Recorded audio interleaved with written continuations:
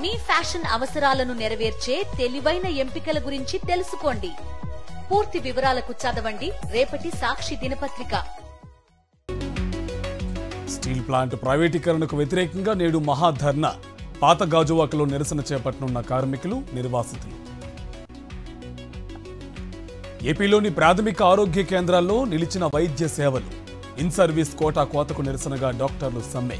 డిమాండ్లు పరిష్కరించాలని ప్రభుత్వానికి 24 గంటల గడువు.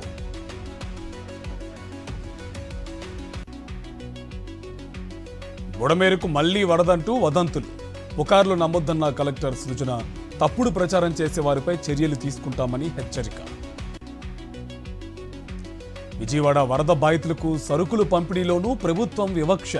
స్లిప్పులు ఇచ్చి మరీ పచ్చపార్టీ వారికే పంపిణీ చేస్తున్న టీడీపీ శ్రేణులు. తెలుగు రాష్ట్రాలకు మరో 2 వందే భారత్ రైళ్లు రేపు ప్రారంభించనున్న ప్రధాని మోదీ.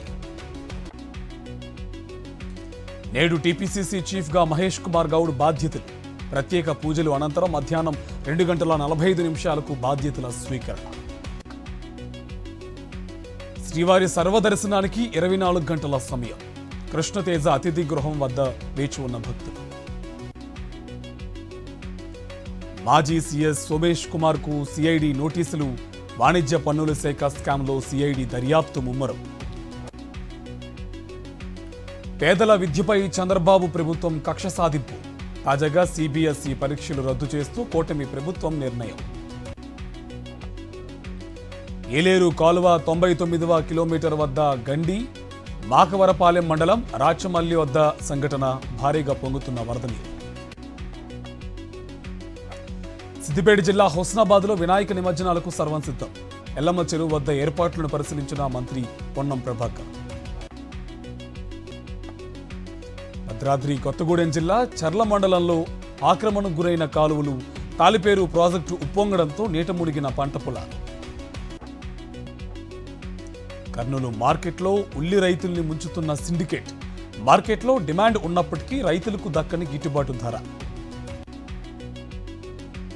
నేటి నుంచి 19 వరకు గుజరాత్, జార్ఖండ్, ఒడిశాలో ప్రధాని పర్యటన. 12,460 కోట్ల రూపాయల అభివృద్ధి పనులకు శంకుస్థాపన. పొల్యూషన్తో హడలెత్తిపోతున్న హస్తిన ప్రజలకు ఊరట. భారీ వర్షాలతో ఢిల్లీలో మెరుగుపడిన వాయు నాణ్యత. వెస్ట్ బెంగాల్లో భారీ వర్షాలు. రెడ్ అలర్ట్ జారీ. ఎడతెరపులేని వర్షాలతో వరదలు పోటెత్తే ఛాన్స్.